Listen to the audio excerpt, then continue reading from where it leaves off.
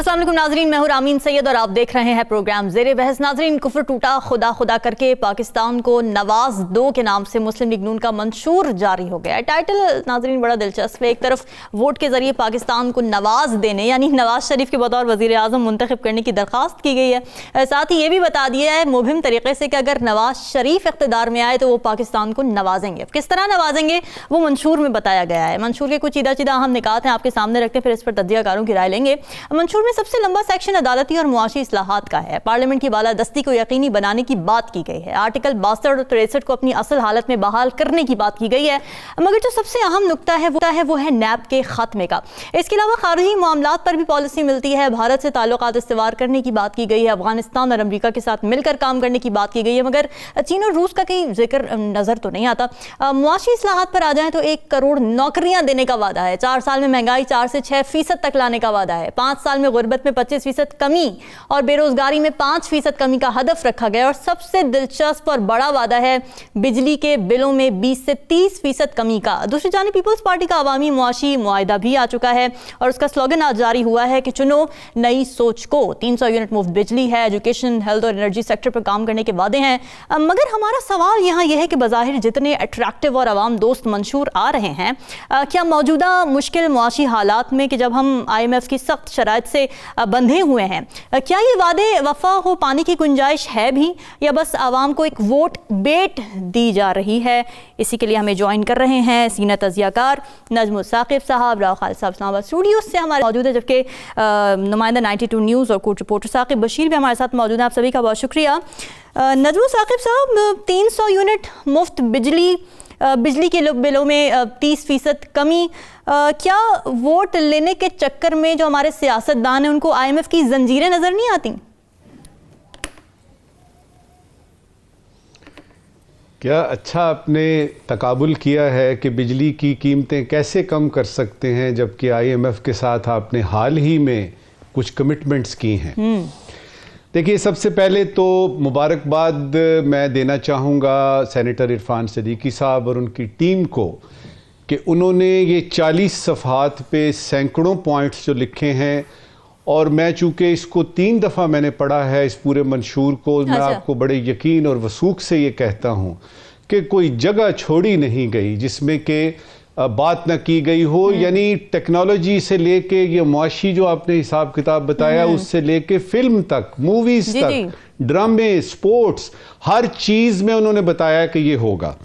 मैं सोच रहा था कि अगर इस मंशूर का 50% भी पूरा करना हो तो उसके लिए क्या क्या चीज़ें ज़रूरी होंगी। मेरे ख्याल में उसके लिए आपको फ्रांस या जर्मनी की इकॉनमी चाहिए, नंबर 1। कम से कम इतनी इकॉनमी हो कि आप ये सारे काम कर सकें। नंबर 2, आपके पास चीन जैसी मशीनरी हो, यानी ब्यूरोक्रेसी जो उधर की है या जो काम करने वाले लोग हैं। नंबर 3, जापान जैसे लोग हों जो कि हुकूमत की बात सुने और उसके बाद उस पर काम करें। और क्यूबा जैसी अवाम हो जो कि सारा कुछ सह जाती है और कुछ बोलती नहीं है। सर, पाकिस्तान ये अगर सारे अवामिल हैं और उसके बाद सबसे बढ़ के वो दयानतदारी हो, जिसमें कि बहुत ज़रूरी होता है कि अब आप हुकूमत में आ गए और आप दयानतदारी से जो आपने मंशूर दिया था वो आप उस पर। यहाँ पे मैं 1-2 बातें करना चाहूँगा। सबसे पहले तो पाइड का जिक्र करते हैं। एक फिक्रे में आपको ये बताऊं कि ये जो पाइड है एक बहुत बड़ा हमारा इदारा है, इकोनॉमिक यानी इंस्टीट्यूट है इसका। ये डॉक्टर नदीमुल हक साहब इसके वाइस चांसलर हैं। इन्होंने हाल ही में एक रिपोर्ट शाया की है जिसमें उन्होंने मुख्तलिफ बड़ी पार्टियों को बताया कि 2018 से 2022 तक की सूरत हाल क्या है। उसमें उन्होंने नवाज शरीफ साहब को और उनकी PMLN जो है उसके बारे में ये कहा है कि इन्होंने जो मंशूर दिया पिछला, उसका सिर्फ 12% मुकम्मल कर सके। अच्छा, यानी पूरे मंशूर में से 12% मुकम्मल हुआ। मैं 50% मुकम्मल करने की बात कर रहा हूं। 100% तो इसका इम्कान ही नहीं है। अच्छा, जो इसमें है वो तो आपने यानी वेबसाइट पे पढ़ लें, आपने भी बता दिया, यानी आप उसको आराम सुकून से देख सकते हैं। जो इसमें नहीं है उसकी तरफ इशारा करूंगा। सबसे पहले तो यह कि 5 साल की हुकूमत आपने करनी है, तो आपको यह भी पता है कि 5 साल की हुकूमत पूरी नहीं होती, तो क्या 5 साल हुकूमत, क्योंकि आपके हर हदफ के नीचे लिखा है 5 साला मंसूबा, यानी 5 साल में तकमील होगी।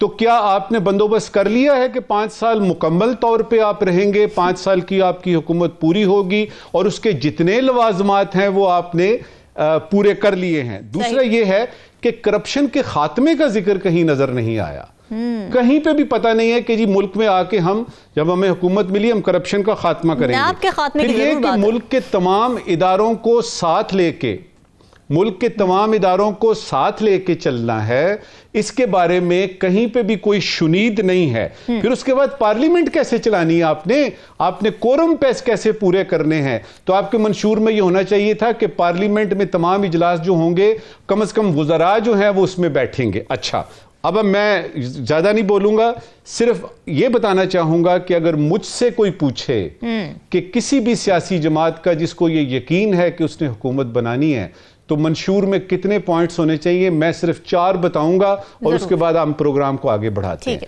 जो कि इसमें नहीं है, जो कि इस मंशूर में नहीं है। सबसे पहले, तमाम अमीरों से टैक्स लिया जाएगा, तमाम अमीरों से, यानी पूरा पाकिस्तान टैक्स देगा, और ये मेक श्योर करेंगे, क्योंकि सिर्फ यही कर लेंगे तो पाकिस्तान में खुशहाली आ जाएगी। नंबर 2, ये जो सब्सिडीज और सुपर सब्सिडीज हैं, इनको बंद कर दिया जाएगा। इसी से ही अरबों का आपका हिसाब किताब जो है वो, यानी आपके पास इतने पैसे होंगे, अवाम में खुशहाली आएगी। तो ये 2 पॉइंट इस मंशूर में नहीं है।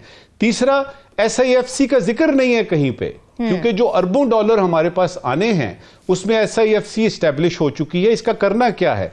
और चौथा और आखिरी, कि जो निजकारी है, जिसमें हमें SOEs पे जो अरबों रुपए जो हैं वो बचने हैं हमारे, उसके बारे में क्या है? अब ये है कि मुझे लगता ये है, बॉटम लाइन में आपको ये बताऊंगा कि पाइड के मुताबिक ये है कि जी ये जो मंशूर होते हैं ये नारेबाजी होती है। इसका कोई ताल्लुक हकीकत से नहीं होता। शाज़ो नादर ही इसके कुछ पॉइंट्स पूरे होते हैं। पिछली दफा नून ने 12% इसको पूरा किया।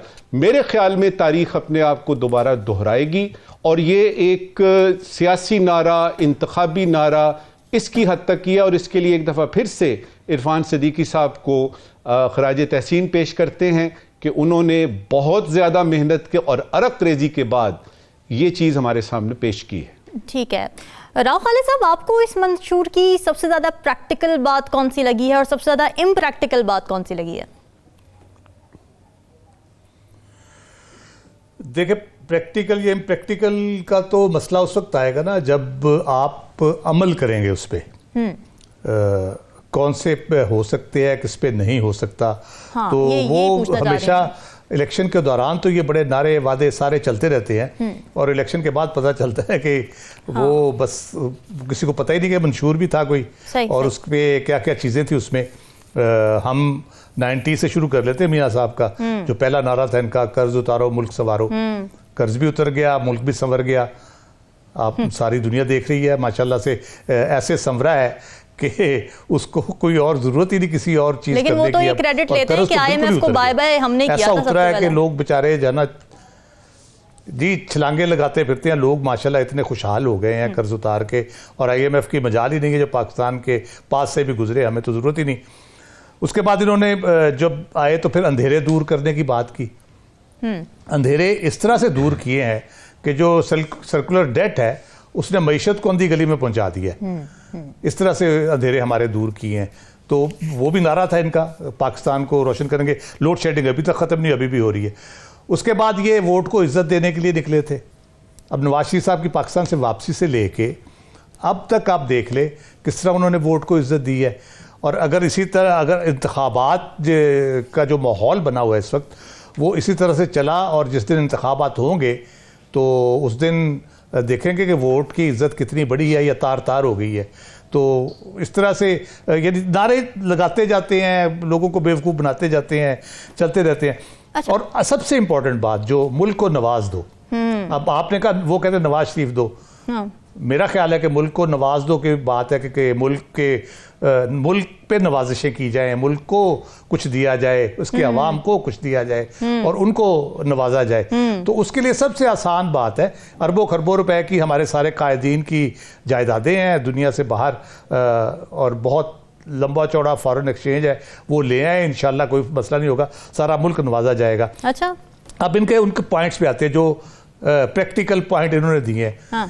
जैसे ज़राअत की बात की है, SIFC यही SIFC का उठा के उन्होंने अपने उसमें एजेंडे में डाल दिया है। जो SIFC डिसाइड किया है एग्रीकल्चर के ऊपर, उन्होंने जो स्टेप्स लेने हैं, जो चीज़ें करनी है, वो सारी चीज़ें उठा के उन्होंने अपने उसमें एजेंडे में डाल दी हैं। माहौलियात सारा PTI का उन्होंने उठा लिया है, जो PTI माहौलियात के हवाले से विजन रखती थी या कोशिश करती ये थी। जो SIFC वाली, सॉरी मैं आपकी बात काट रही हूँ, जो SIFC वाली जो आपने बात की है, तो ये तो अच्छा एक साइन नहीं है कि वो सस्टेनेंस की तरफ भी जा रहे हैं, जो इस वक्त मौजूदा पॉलिसीज हैं, जिसकी हम अक्सर प्रोग्राम में बात भी करते रहे कि सस्टेन करना जरूरी है।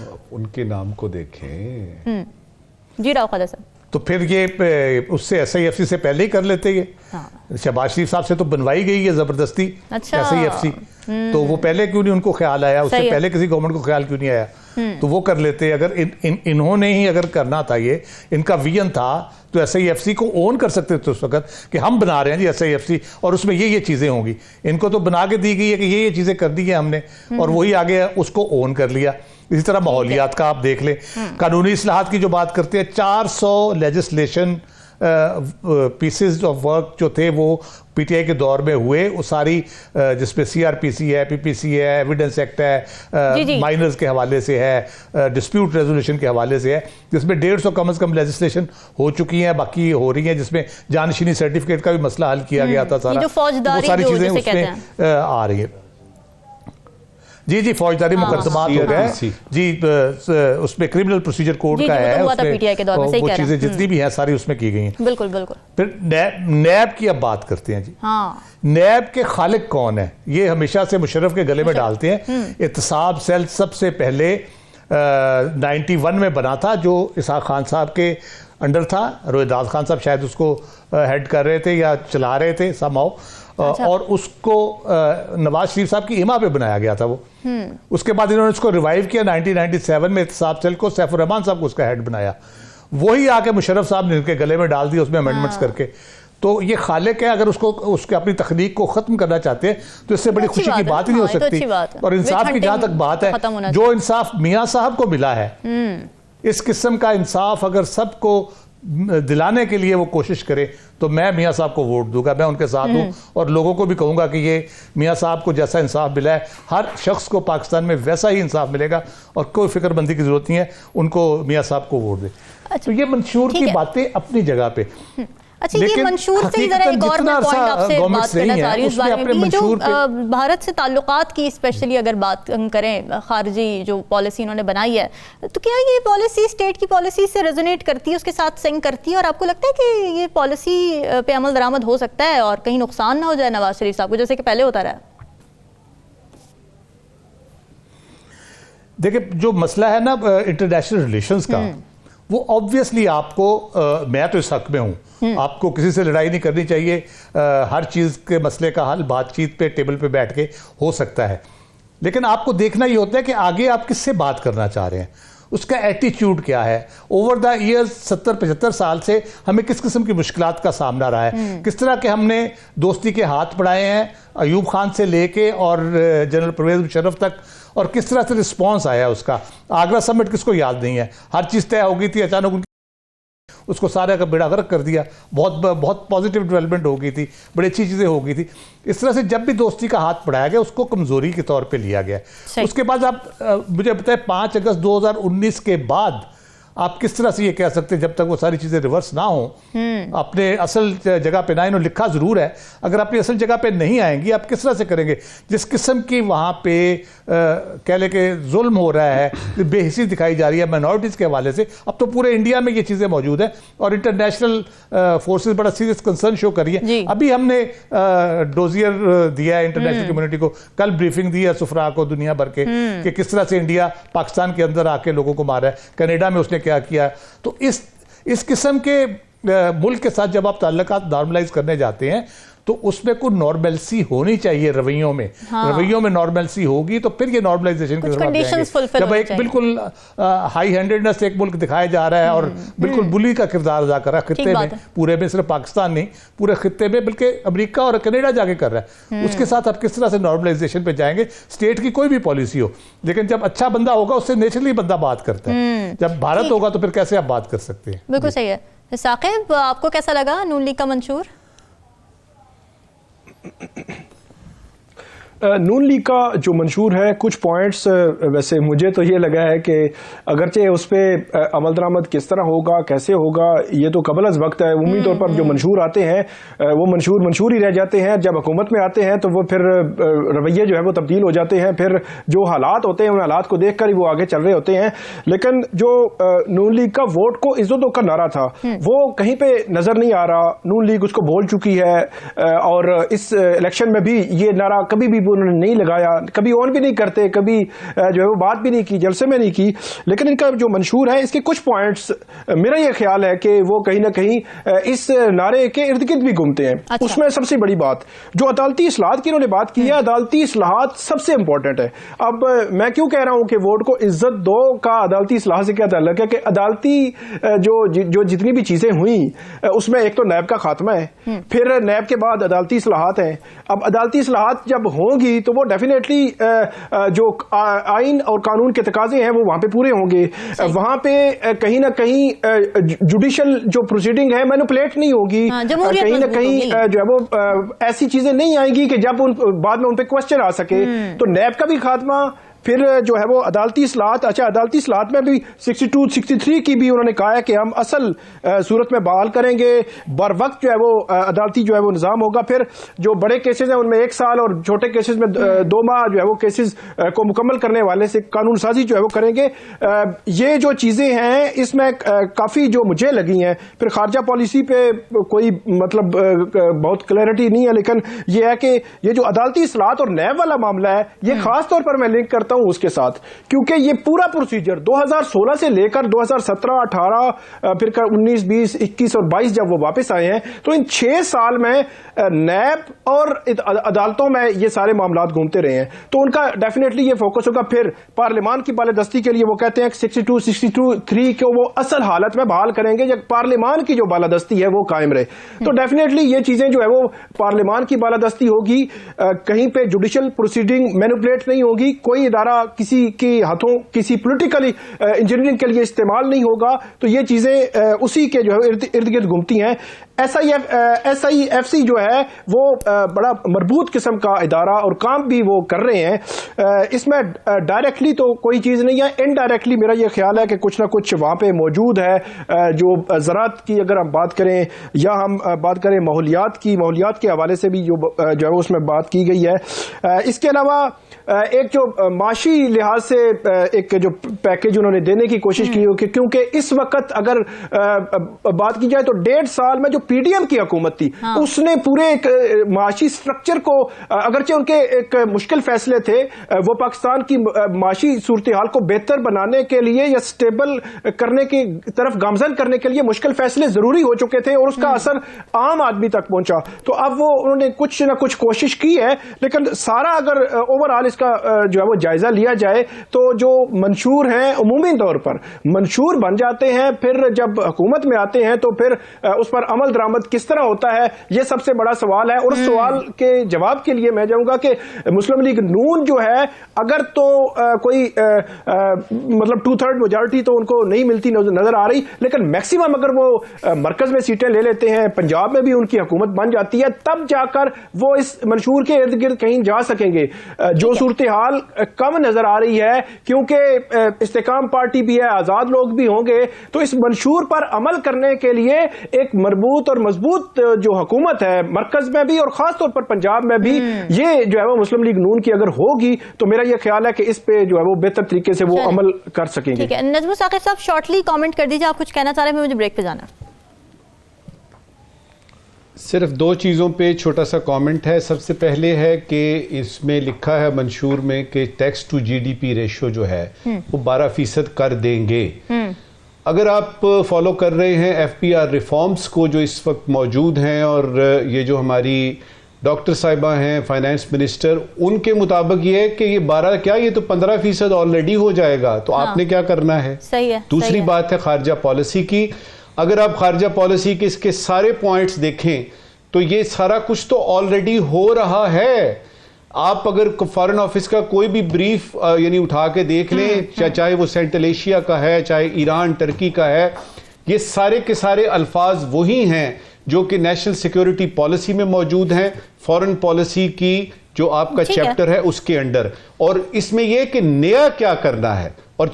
और इस वक्त की आखिरी बात आपने जाना है, यानी ब्रेक पे जाना है, कि जितने पॉइंट्स भी हैं रामीन इन्होंने लिखे अलिफ से लेके ये तक, हर पॉइंट के आगे सिर्फ ये एक ऐड चीज कर लीजिए, कैसे करेंगे। तो आपको सारी सूरत हाल वाजे हो जाएगी, कैसे करेंगे। बिल्कुल सही बात है। नाज़रीन, मंशूर तो आ जाते हैं, मगर जाहिर है हुकूमत बाद उस पर अमल दरामद किस हद तक हो सकता है, IMF की जानिब से कितनी गुंजाइश है, ये सब देखना बाकी है। पंजाब में इस वक्त तमाम पार्टीज ही मुतहर्रिक हैं, इस पर बात करेंगे इस ब्रेक के बाद।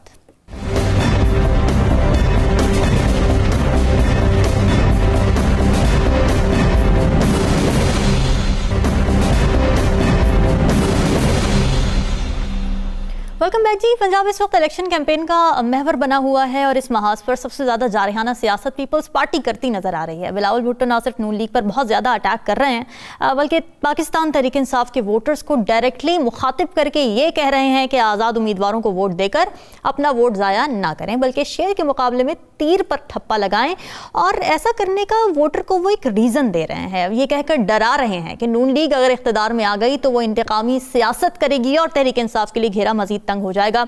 मगर हकीकत यह है कि पीपल्स पार्टी ने तहरीक इंसाफ की हुकूमत के खिलाफ नो कॉन्फिडेंस मोशन में मरकजी किरदार अदा किया था और शहबाज शरीफ को पीपल्स पार्टी का वजीर आजम भी करार दिया था। और इस दौरान PTI के खिलाफ जो भी इकदाम हुए थे PDM की हुकूमत के दौरान 16 माह में, पीपल्स पार्टी उसे सपोर्ट करती रही थी। तो सवाल यहाँ पर यह है कि क्या PTI का वोटर बिलावल भुट्टो की इस दावत पर लब्बैक कहकर अपना वोट पीपल्स पार्टी को दे देगा एंटी नवाज सेंटिमेंट के तहत, या फिर PTI के हिमायत याफ्ता आज़ाद उम्मीदवारों पर भरोसा करेगा। राव खालिद साहब, पंजाब में PTI वोटर्स के पास क्या ऑप्शन है आपकी नज़र में? देखिए, PTI वोटर्स को एक तो उनको जो कन्विंस करना है बिलावल साहब की तरफ से, वो तो एक ला हासिल किस्म की कोशिश है।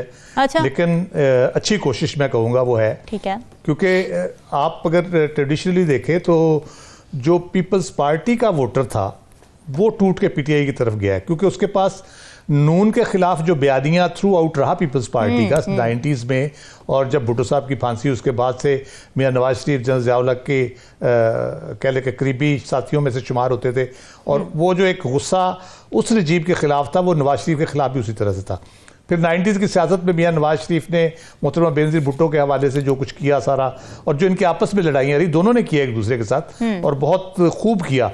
और उसके बाद ज़ाहिरन एक कह ले के तनाव, नफरत या एक कह ले के मुखासमत मौजूद थी। तो वोटर जो था पीपल्स पार्टी का वो नून की तरफ नहीं जा सकता था। पीपल्स पार्टी से अगर टूटा 97 में वो घर बैठ गया था, उसके बाद उनके पास ऑप्शन नहीं थी कोई। आहिस्ता आहिस्ता जो ऑप्शन उनके पास आई वो PTI की थी और उन्होंने उसको अपना लिया, क्योंकि वो एंटी नून तो थी और एंटी पीपल्स पार्टी भी थी ऑब्वियसली।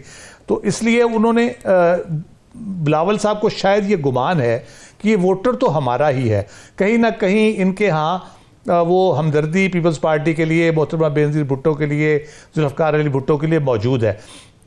तो हम शायद इसको वापस हासिल कर सकते हैं। मौजूदा सिचुएशन में पर्टिकुलरली जब PTI एज पार्टी कंपेयर नहीं कर पा रही, उस पार्टी के कैंडिडेट्स जो हैं वो क्लेमेंट ज़रूर हैं लेकिन उस तरह से उसको माना नहीं जा रहा, ये सरकारी तौर पे तो नहीं माना जा रहा कि वो PTI के लोग हैं। तो उसमें शायद कोई गुंजाइश निकले। ये लॉन्ग टर्म प्लानिंग के लिए तो अच्छा है कि आगे चल के ये इसी तरह करते रहें, आहिस्ता आहिस्ता अपने वोटर को करें। लेकिन उसमें एक रुकावट सबसे बड़ी जो है वो ये है कि 2 नस्लें गुजर चुकी हैं इस दौरान। जो पीपल्स पार्टी के वोटर थे, जाले जिनको हम कहते हैं, जी। तो वो अब जो नई नस्ल है वो उसका एक्सपोजर और किस्म का है। वो जवान हुई है इमरान खान के इस नारे के साथ, ये चोर हैं, ये डाकू हैं, ये चोर हैं, ये डाकू हैं। और वो किसी हद तक लगता है कि वो कन्विंस भी हैं इस बात पे कि हाँ यार मुल्क तो आगे बढ़ा ही नहीं, मुल्क में प्रॉब्लम ज़्यादा हो गई, बजाय कम होने के मुश्किलात बढ़ गई, आबादी बढ़ गई है, रोज़गार के मौके ख़त्म होते जा रहे हैं, लोगों की इनकम सुकड़ती जा रही है। तो वो उस नस्ल को कन्विंस करना पुराने नारे के ऊपर, मेरा ख्याल है वो मुश्किल होगा बिलावल के लिए। जहाँ तक उनकी मियां नवाज शरीफ साहब के साथ जो अटकेलियाँ वो कर रहे हैं, वो बात है, वो तो आगे चल के इन्होंने फिर इकट्ठे हो जाना है, क्योंकि जो सिचुएशन बन रही है इस वक्त, जो इलेक्शन जिस तरफ जा रहे हैं, उसमें लग यही रहा है कि आज़ाद का रोल होगा, आज़ाद इधर उधर कुछ 20 उधर जाएंगे, 30 उधर जाएंगे, 40 उधर जाएंगे, तो वो एक तकसीम जो होगी उसमें किसी एक पार्टी के पास इतनी सीटें नहीं होंगी कि वो एक आध जमात के साथ मिलकर कर रहे, तो उनको मिलकर आगे चल रहे हैं। अभी तो सिर्फ उनको छेड़छाड़ करते रहते हैं, कभी उनको दावत दे देते हैं मुनाजरे की। जी वो कह रहे हैं, लेकिन वो अपना आसिफ जरदारी साहब के साथ ये भी तो है ना कि आसिफ जरदारी साहब ने कहा मैंने कमिटमेंट की हुई है तो मैं पूरी करूंगा। वो तो जब नो कॉन्फिडेंस की बात हुई थी तो आगे भी वो कह सकते हैं कि मैंने कमिटमेंट की हुई है, मैं वो पूरी करूंगा। तो वो आसिफ जरदारी साहब का फैसला ही चलना है। बिलावल साहब ठीक है, अभी तकरीरों में अपना जोश दिखा रहे हैं और अच्छे जलसे भी कर रहे हैं। आसफा भुट्टो भी आ गई हैं साथ। पीपल्स पार्टी के रिवाइवल की अच्छी कोशिश है पंजाब में, लेकिन उनको पता है उनको सीटें कोई नहीं इधर से मिलनी। अगर वोट अच्छे ले ले तो वो भी उनकी बड़ी कामयाबी होगी। जहां वो 2-2 हज़ार लेते थे वहां पे अगर 10 हज़ार ले लेंगे तो ऑब्वियसली ये 5 गुना ज्यादा वोट होंगे। तो कोशिश अच्छी है लेकिन बहुत ज्यादा कामयाब नजर नहीं आ रही। और आप देखेंगे अब हम यही हैं, अल्लाह सबकी जिंदगी रखे, ये बैठेंगे और फिर शायद वजीर खारजा हो उनके एक दफा, फिर उनके साथ बैठेंगे भी और मिलकर चलेंगे भी। अच्छा ठीक है, नजम साकिब साहब आपको क्या लगता है पीटीआई वोटर्स के लिए इस वक्त सबसे सेफेस्ट ऑप्शन क्या है? क्योंकि पीपल्स पार्टी तो ये तासुर दे रही है कि जी आज़ाद उम्मीदवार जो हैं वो तो मंडियाँ लगेंगी, बिक जाएंगे, तो उनको वोट देकर ज़ाया ही होगा पीटीआई के वोटर्स का वोट। आपको क्या लगता है क्या सेफ ऑप्शन है? देखिए ये तो वोटर्स ही जानते हैं, लेकिन जो असेसमेंट की जा सकती है वो ये है कि चूंकि पीटीआई एज अ जमात बहैसियत जमात के को बल्ला नज़र नहीं हमें आ रहा उन बैलेट पेपर्स पे, तो बात आ जाती है आपके इंडिपेंडेंट्स की कि वो क्या करेंगे। और उसमें तो किनान का बाजार लगेगा, उसमें तो बोलियां लगेंगी। और हमारे यहाँ चूंकि नज़रियाती सियासत आज तक हुई ही नहीं, किसी को पता ही नहीं है कि यानी नज़रिया क्या होता है। यकीन कीजिए जब मैं ये यानी मुख्तलिफ हलकों में बात करता हूँ ना, तो मुझे ऐसे लगता है कि ये जो लीडर्स हैं जो अभी बनेंगे जाएंगे असम्बली में, ये किसी और यानी तरह के मुल्क में रहते हैं। और वो जो इस वक्त मिसाल के तौर पे ट्रैफिक रुकी हुई है, लोग नारे लगा रहे हैं, ज़बरदस्ती उनको झंडियाँ दे रहे हैं, ये कौन लोग और कह रहे हैं लगाओ नारे इस जमात के लिए, तो कुछ समझ नहीं आ रही कि ये कौन से मुल्क में क्या क्या हो रहा है। लेकिन ये बात 1-2 बातें तय है, मैंने ये यानी 4-5 पॉइंट्स लिखे हुए हैं आपके नाजरीन के साथ और आपके साथ शेयर करते हैं। देखिए 11 दिन रह गए हैं इलेक्शन में। अब इन 11 दिनों में क्या होता है ये तो अल्लाह जानता है, किस सूरत हाल से हम जाते हैं, लेकिन हमें ये पता है कि 8 फरवरी को इलेक्शन इंशाअल्लाह ताला हो रहे हैं। अब इसमें सबसे पहले ये है कि ये जो आज़ाद परिंदे आ जाएंगे बहुत सारे, इनके ऊपर डिपेंड करता है। उसके बाद ये है कि सिंध और पंजाब में आप देखेंगी लग यही रहा है कि कुछ सरप्राइज मिलेंगे लोगों को। अच्छा, बिलावल साहब क्या बात कर रहे हैं, शहबाज शरीफ साहब क्या बात कर रहे हैं, ये तो 11 दिन तक चलता रहेगा, लेकिन जो लग रहा है वो यही है। सबसे बढ़ के ये है कि ये पाकिस्तान की तारीख के पहले इलेक्शन होंगे जिसमें कि सोशल मीडिया का जो छुपा हुआ रोल है वो जरा खुल के सामने आएगा कि कितना कोई यानी ताकतवर और कितना को पावरफुल ये है कि सोशल मीडिया में जो कुछ हो रहा है उसमें क्या वो सारे इंडिपेंडेंट जो पीटीआई से उनका ताल्लुक है क्या वो ले लेंगे सारे, तो ये तो सारी नून देखती रह जाएगी और पीपी देखते रह जाएंगे। तो ये एलिमेंट जो है ये हमें देखना है कि किस हद तक ये ग्राउंड रियलिटीज के साथ कैसे ये मैच करता है। फिर लोग आईपीपी की बात इसकी बात कर रहे हैं, इस्तेहकाम ये जो आपकी पार्टी है, कोई तहरीके लब्बैक की नहीं बात कर रहा जिसने कि इतने वोट लिए पिछले हैरान कर दिया और अभी भी उसको कोई देख ही नहीं रहा, दरखौरे इतना ही नहीं समझ रहा कि ये भी एक पार्टी है और इसके बहुत सारे लोग जो हैं पंजाब में खास तौर पे ही आएंगे, केपी में इनके आएंगे, बलोचिस्तान में इनके होंगे, ये किसके साथ जाते हैं। फिर उसके बाद ये कि सिंध और पंजाब में जिस तरह मैंने कहा ना कि सरप्राइज के लिए तैयार रहे, बलोचिस्तान में वही होगा जो बलोचिस्तान के साथ या बलोचिस्तान में हो रहा है काफी अरसे से, काफी इलेक्शन से। जो हैरान कुन सूरत हाल मैं देख रहा हूं जाती तौर पे वो है आपकी केपीके में। अच्छा, वहां पे पीपल्स ये जो है आपकी जो तहरीक इंसाफ है जो कि इमरान खान साहब की, इसने यानी प्रोविंशियल लेवल पे भी पहले किया, फिर जब ये यानी फेडरल में आए फिर भी ये था। अब वहां पे एक खिचड़ी सी बनी हुई है। अच्छा, एएनपी क्या करेगी, एएनपी को कौन देखेगा, वोट किस तरह से बटेंगे और उसमें किस किस्म की खिचड़ी बनेगी। लेकिन मैं ये देख रहा हूं कि उसमें कुछ बुर्ज आपके गिरेंगे। एक बड़ा धमाकेखेज जो मुकाबला है वो है इन 4 पोस्टों के लिए जो कि अभी से ही तय नहीं, यानी अभी से ही लड़ाई शुरू हो गई है। वजीर आजम कौन बनेगा, पंजाब का वजीर आला कौन होगा, फाइनेंस मिनिस्टर कौन बनेगा, और अगर इसहाक डार साहब ही बनेंगे तो क्या वही कुछ होगा जो पहले हुआ है, या वो सिर्फ वादे हम सुनेंगे कि डॉलर को हम 100 पे ले आएंगे वगैरह वगैरह, और फिर ये कि वजीर खारजा कौन बनेगा। अब ये इसमें आप तो कह रही है ना कि नून लीग पीपल्स पार्टी के साथ मिलेगी पंजाब में, ये वो, तो राव साहब ने बिल्कुल ठीक कहा। अभी पीडीएम में हमने देखा है ना, जब हुकूमत करना मकसद है तो किसी के साथ भी बैठ जाइए। इस वक्त कोशिश रस्सा कशी ये हो रही है कि ज्यादा से ज्यादा किस तरीके से अवाम को अपनी तरफ मुतवज्जो किया जाए, और वो जो बंदर बांट होनी है उसमें जो बिगर पाए है केक का वो हमने लेना है। इस सिलसिले में अच्छी बात जो मुझे नजर आई वो जाती तौर पे ये कि हमारे एक वफाकी वजीर हैं शाहिद अशरफ तारड़ साहब, मैं उनको जाती तौर पे पिछले 39 साल से जानता हूं। अच्छा, मुझे ये पता है कि उनको ये जो जिम्मेदारी दी गई है वो इसको अच्छी तरह निभाएंगे, और मुझे ये इलेक्शन कुछ फेयर होते हुए नजर आ रहे हैं। उनको ये जिम्मेदारी इस वक्त देने का जो मकसद मुझे नजर आ रहा है वो यही है कि इलेक्शन जो है वो फ्री एंड फेयर हो, एक दफा हो जाए ना, ताकि हम कह सकें कि जी एक 1970-71 का था और उसके बाद 2024 का।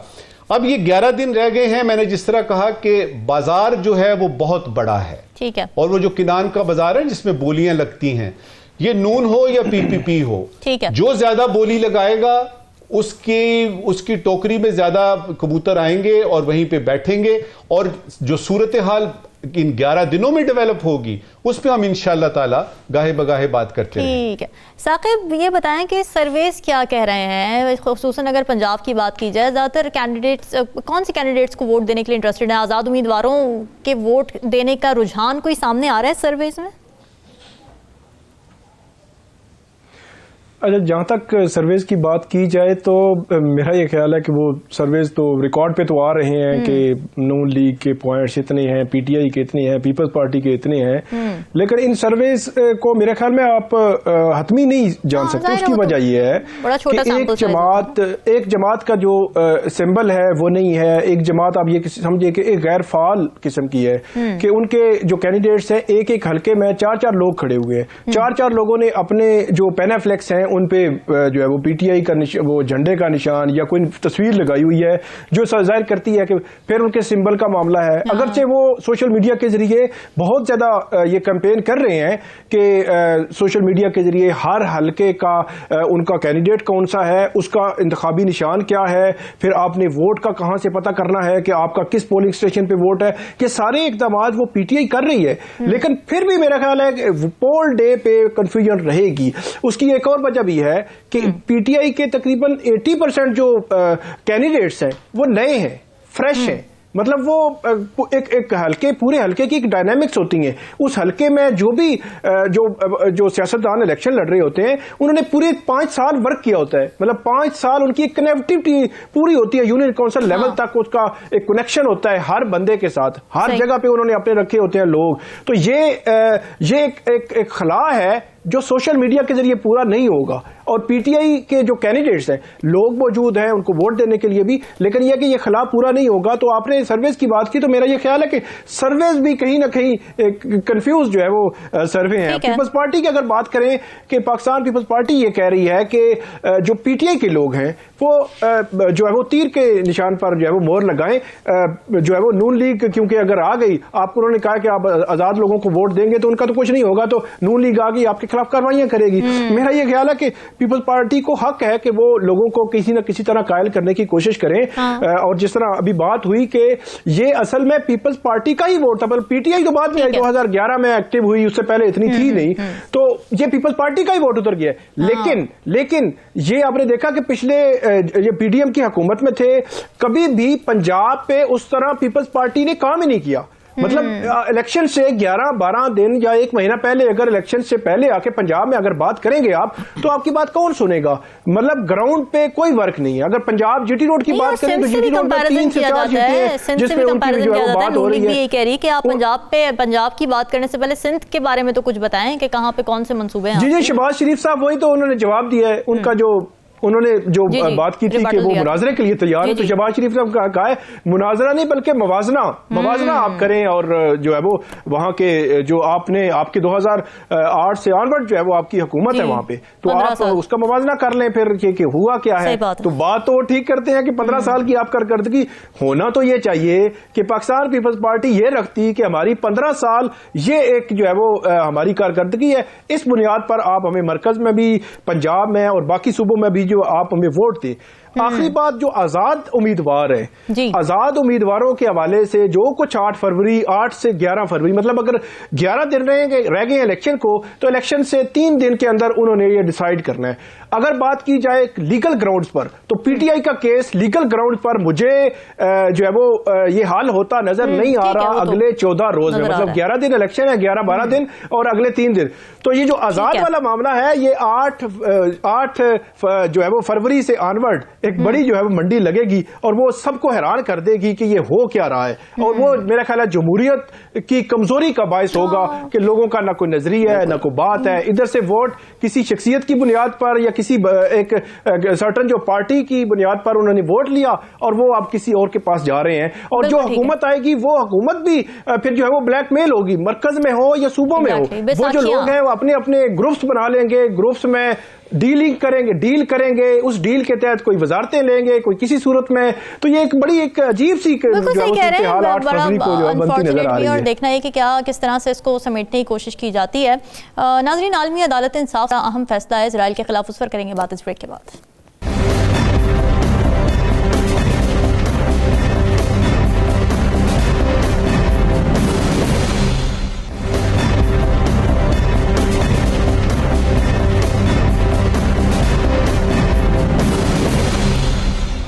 वेलकम बैक नाजरीन। इजराइल की जानिब से गाजा में फ़लस्तीनियों की नस्ल कुशी के केस से मुताल्लिक़ आलमी अदालत इंसाफ का अहम फैसला सामने आया। गुज़िश्ता रोज़ जनूबी अफ्रीका की जानिब से एक दरख्वास्त दायर की गई थी जिस पर इजराइल के खिलाफ नस्ल कुशी का मुकदमा चलाने का ऐलान कर दिया गया है। यानी जेनोसाइड का जो लफ्ज़ पाकिस्तान ने सबसे पहले इस्तेमाल किया था इजराइल के इक़दाम के लिए, उसे अब आलमी अदालत इंसाफ ने भी इस्तेमाल किया और इजराइल को 1 महीने का वक्त दिया है कि वो नस्ल कुशी के इक़दाम को रोके और इन इक़दामात के हवाले से रिपोर्ट भी कोर्ट में जमा करवाए। मगर ये फैसला इस हवाले से कुछ मायूस कुन भी है कि इसमें इजराइल को सीज़ फायर का हुक्म नहीं दिया गया जिसकी उम्मीद की जा रही थी। नजमुल साकिब साहब, आपको क्या लगता है, क्या ये एक्सपेक्ट करना दुरुस्त था कि सीज़ फायर का हुक्म भी सामने आ सकता है, टेक्निकली नहीं दे सकता था ICJ ये सीज़ फायर का हुक्म? सबसे पहले तो रामीन, आपको और आपके लाखों देखने वालों को ये बताना है कि ये फैसला हतमी नहीं है, ये अबूरी फैसला है और इसमें मेरे सामने पड़ा है। इसके 2-3 अहम नुकात जो है उन पे बात करते हैं और उसके बाद देखते हैं कि आपके सवाल में उसका जवाब किस तरीके से दिया जा सकता है। सबसे पहले जिस तरह आपने कहा कि फैसला ये इजराइल के हक में है, अबूरी है, अभी ये केस चलेगा, बरसों तक चलेगा और आपको पता है कि इस तरह के केसेस जो हैं बहुत टाइम लेते हैं। मिसाल के तौर पे 2022 में जो है वो यूक्रेन ने किया हुआ है रूस के बारे में, फिर उसके बाद 2019 में गैम्बिया ने किया था म्यांमार पे कि रोहिंग्या के साथ जो सलूक हो रहा है वगैरह वगैरह, ये केसेस चलते हैं और ये तलवार जो है ये इजराइल पे अभी हटी नहीं है, ये लटकती रहेगी। बिल्कुल, बिल्कुल। पहली बात ये सामने आई कि ये फैसला जो अबूरी आया है ये इजराइल के हक में आया है और उसमें उन्होंने ये कहे, बजाय इसके कि कहें कि नस्ल कुशी हो रही है या उसके चांसेस हैं, उन्होंने कहा जी इजराइल को चाहिए कि वो नस्ल कुशी की तरफ ना जाए। तुर्रा उस पर यह है कि उन्होंने हमास के कब्जे में जो 100 हॉस्टेजेस हैं जी उसको रिलीज करने की बात कर दी है। सही कह रहे हैं। यानी सुभान अल्लाह, यानी आपको कौन कह रहा है कि भाई वो आप उसको रिलीज, अगर आपको इतनी फिक्र है उन यानी हॉस्टेजेस की तो कुछ ये भी तो देखिए ना, ये जो इतने हजारों शहीद हो रहे हैं और बच्चे जो हैं और हस्पताल और ये सारा जो सूरत हाल है ये आपको नजर नहीं आ रही। अच्छा, उसके बाद ये है कि मैंने जिस तरह कहा कि ये केस की शुरुआत है, अच्छी बात जो है उसमें 2 बातें आपको बताऊंगा जो मुझे इस अबूरी फैसले में जो मैंने बड़े गौर से पढ़ा है, 2 बातें मुझे अच्छी नजर आई हैं। पहली ये है कि इजराइल और अमेरिका इन दोनों पे इस केस की तलवार उस वक्त तक लटकती रहेगी जब तक कि मुकम्मल फैसला नहीं आता और ये जो सोर्ड ऑफ डेमोक्रेसी है ये बहुत जरूरी है कि इजराइल पे हो। दूसरी बात उसमें यह है कि इंटरनेशनल लॉ जो आपका है और जो यूएसए का रोल है, यूनाइटेड स्टेट्स ऑफ अमेरिका का जो रोल है, उस पे 2 सवालिया निशान आ गए हैं। तीसरी बात इसमें अहम यह है कि साउथ अफ्रीका ने, जनूबी अफ्रीका ने ग्लोबल साउथ को रिप्रेजेंट करके ये केस पेश किया है और एक तरह से हिंदुस्तान जैसे ममालिक को एक तरह से तमाचा लगा है कि देखिए छोटा सा मुल्क है हम, यानी अफ्रीका के साउथ में हमारा नाम साउथ अफ्रीका है, प्रिटोरिया हमारा कैपिटल है, हमें ज्यादा फिक्र है ह्यूमन राइट्स की, हमें ज्यादा फिक्र है। तो एक तरह से साउथ अफ्रीका ने जो आपका पूरा ग्लोबल साउथ है उसकी लीडरशिप की तरफ जा रहे हैं। अच्छा, अब यह कि गजा और ये फैसला ये साबित करता है कि ये जो कानून है ये ताकतवर का साथ देता था, ताकतवर का साथ दे रहा है और ताकतवर का साथ देगा। अब इसमें इस वक्त की आखिरी बात जो आपने सवाल पूछा है ना, अगर ये फैसला फर्ज करें 4 बरस में 5 बरस में आता है, मैं आपको अभी से ही उसकी पेशगोई करता हूं कि इजराइल के हक में आएगा। उस वक्त तक जो इजराइल के अज़ाइम हैं वो पूरे हो चुके होंगे।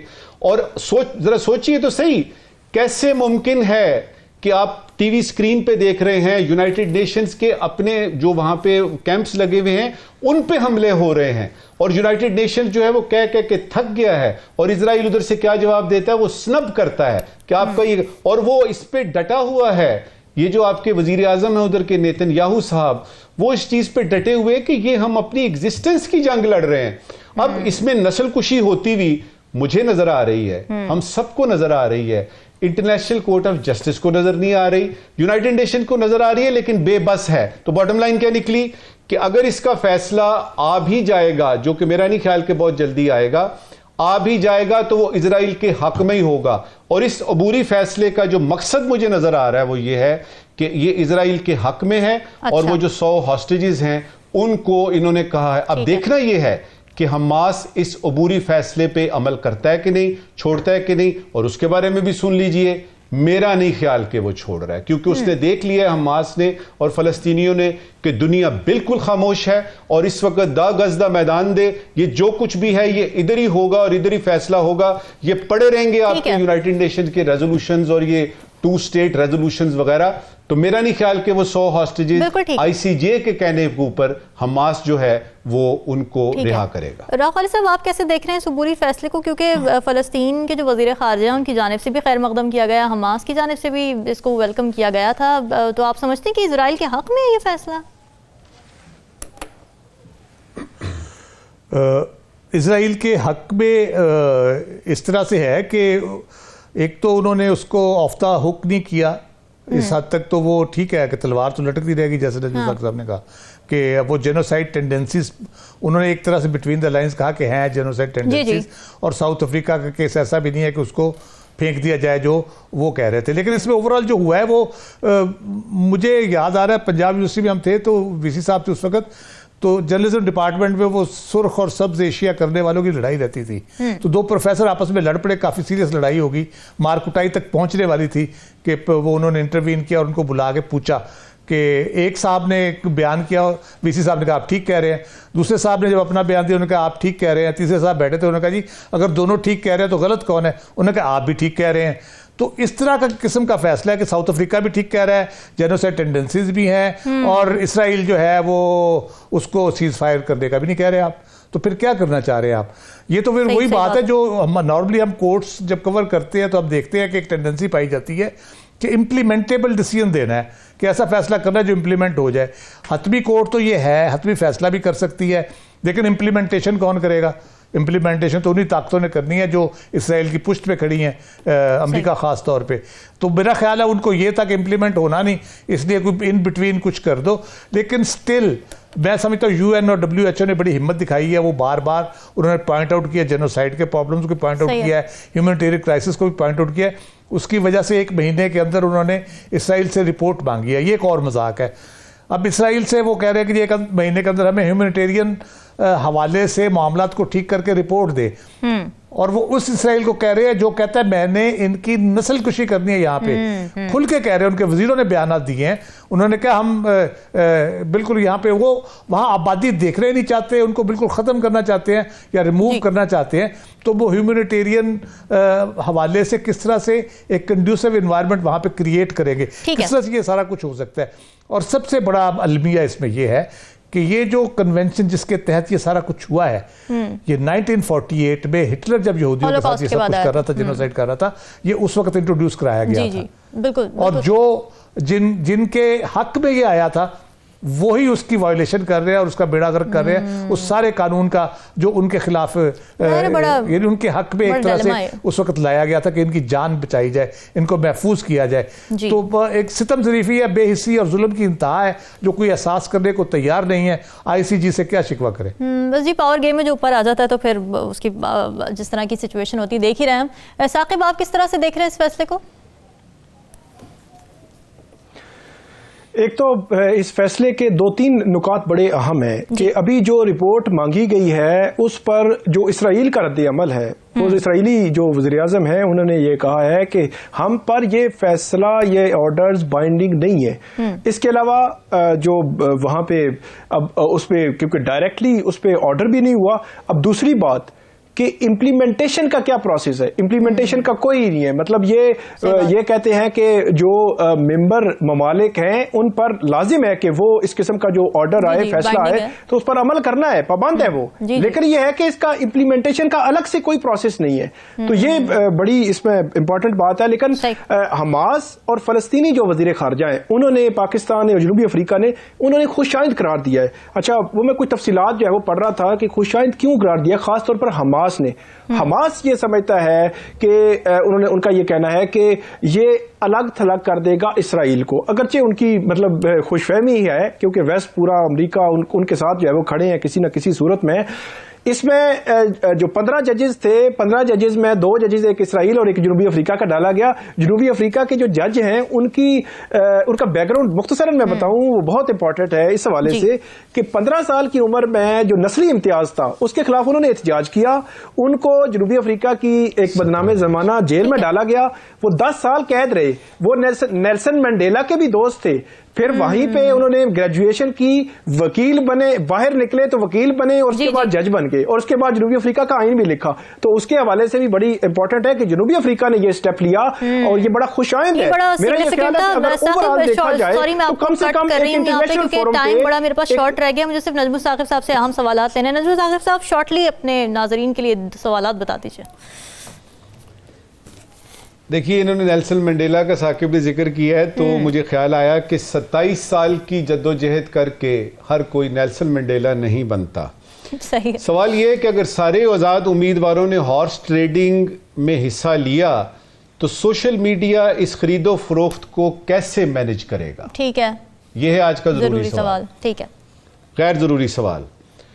लीडर से बड़ा फर्क पड़ता है, लीडर से बड़ा फर्क पड़ता है। और उसका मैं उसकी मिसाल इस तरह से दूंगा कि हम टीपू सुल्तान को भी जानते हैं, हम सलाहुद्दीन अय्यूबी को भी जानते हैं। आप और आपके नाजरीन बता सकते हैं कि टीपू सुल्तान का कोई एक साथी या कोई सलाहुद्दीन अय्यूबी का कोई एक साथी उसका नाम आपको याद हो? लीडर से बड़ा फर्क पड़ता है। बिल्कुल ठीक है। नाजरीन, सवाल आपके लिए छोड़ के जा रहे हैं। हम इजाज़त, अल्लाह हाफ़िज़।